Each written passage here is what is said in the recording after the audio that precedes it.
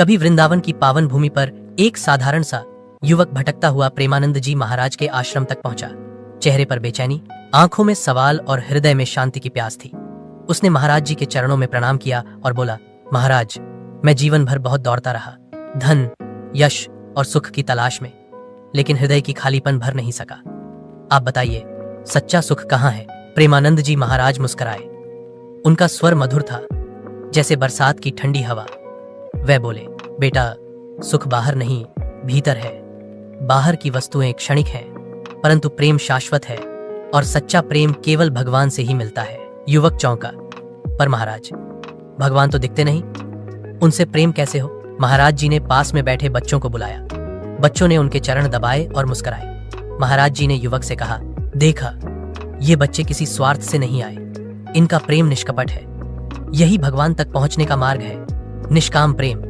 जब तू बिना किसी अपेक्षा के नाम जप करेगा, सेवा करेगा, तो भगवान स्वयं प्रकट होंगे। एक गोपिनी प्रतिदिन श्री कृष्ण के नाम से तुलसी के पौधे में जल देती थी। उसने कभी कृष्ण को देखा नहीं था, लेकिन उसके मन में केवल एक भावना थी, मेरा कृष्ण देख रहे हैं। अंत में कृष्ण ने उसके हृदय में ही प्रकट होकर उसे दर्शन दिए। युवक की आंखें भर आईं।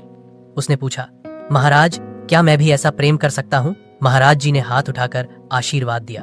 क्यों नहीं?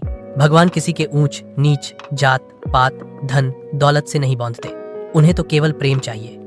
रोज थोड़ा समय उनके नाम जप में लगाओ और मन में यही भाव रखो, हे प्रभु, मैं आपका हूँ और आप मेरे हैं। धीरे धीरे युवक ने नाम जप और सेवा शुरू की। पहले मन भटकता रहा, पर महाराज जी कहते, जैसे बच्चा चलना सीखते हुए गिरता है, वैसे ही साधक भी डगमगाता है, पर यदि गिरकर फिर खड़ा हो जाए तो अंततः दौड़ने लगता है। कुछ ही महीनों में उस युवक का चेहरा बदल गया।